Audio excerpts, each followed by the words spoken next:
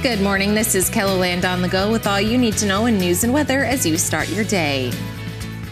91-year-old Arnold March is accused of shooting his son last Saturday.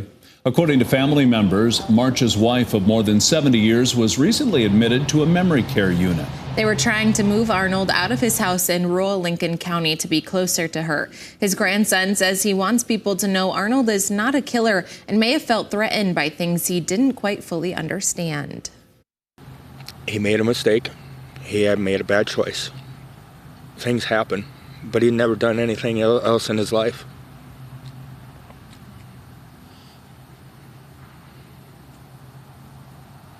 I just don't want to see my grandfather pass away in jail or in prison.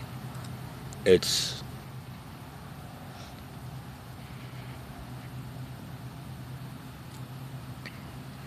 nobody with a perfect life should have to die in jail.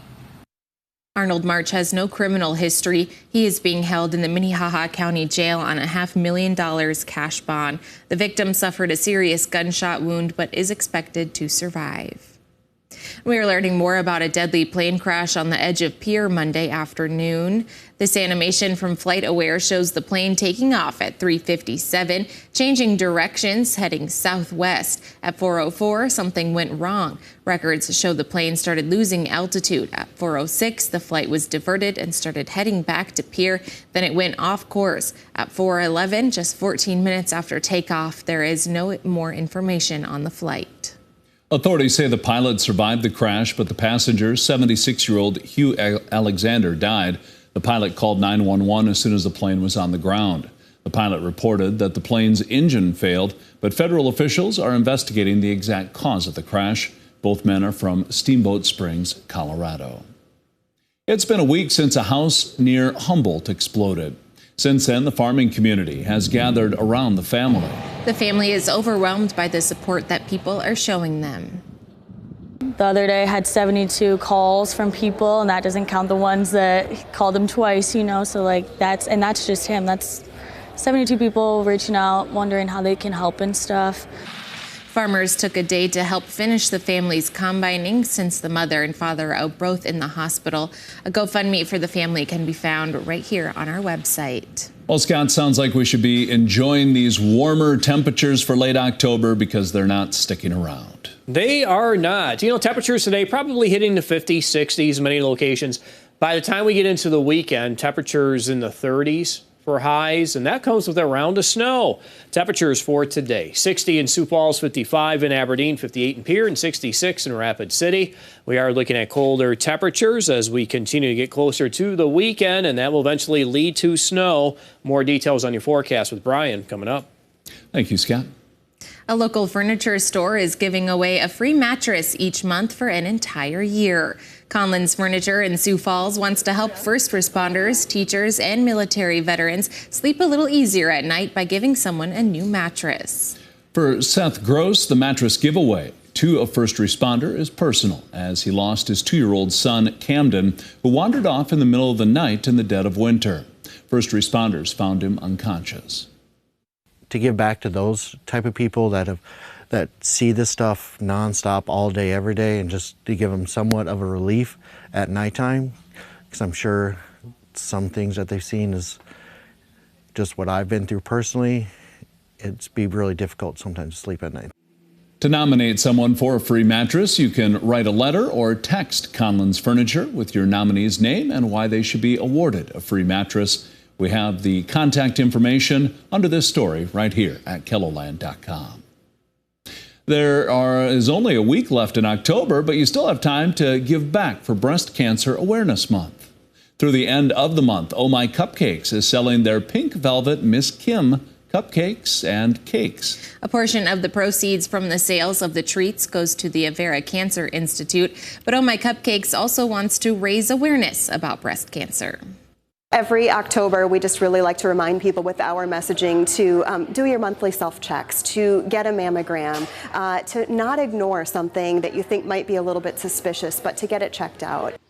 The cupcakes are available in store each day, and the 3-layer cake is available for pre-order through the rest of the month. There are also Miss Kim candles you can buy that were hand-poured by a breast cancer survivor. That's a look at some of our top stories. Now let's get one last look at your weather with meteorologist Brian Karstens. Brian?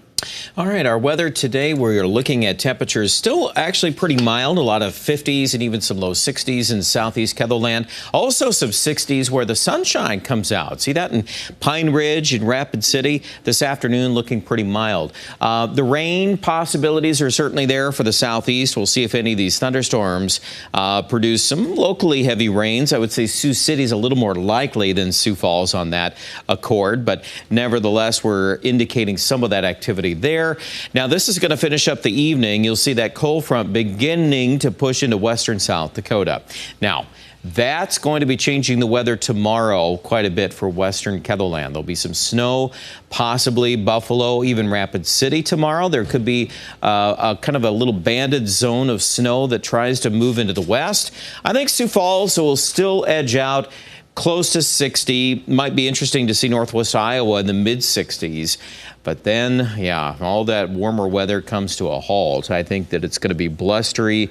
Could see some rain in the air Thursday evening, possibly some snow. That is indicated there from Aberdeen to Winter, and that's right along and behind the cold front. Now, if it does snow with that feature, I don't think that's a big deal, but it's just a kind of something to be aware of.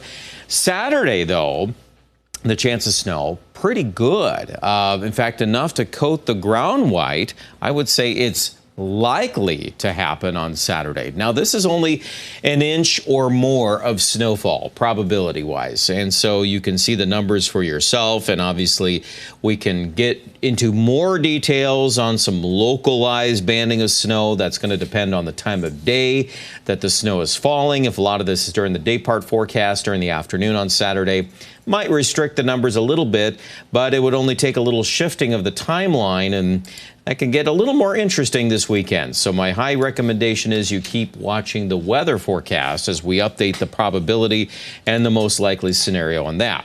One other story that looks likely, the cold air. We continue to reduce the highs. We're in the 30s starting Saturday. I would say at least through Halloween, if not even beyond that, we're going to stay in the 30s, and lows at night are going to be in the 20s, if not colder. And that will depend on how much snow we actually get across the region. So that doesn't look very warm, does it? Certainly for Halloween, not warm at all. Aberdeen in the Northeast, we're looking at mid-40s on Thursday and then dropping through the 30s next week. And it's going to be cold pretty much across the whole region here, and there will be some of that snow in the air Thursday night, early Friday for Pierre, but I would bank on Saturday. Again, that band of snow will try to set up across portions of South Dakota, and while for the most part it's kind of a nuisance, it is, you know, more significant to have snow in a little broader footprint across the plains. So stay tuned. We'll have more information on that, of course, later today on Ketherland News.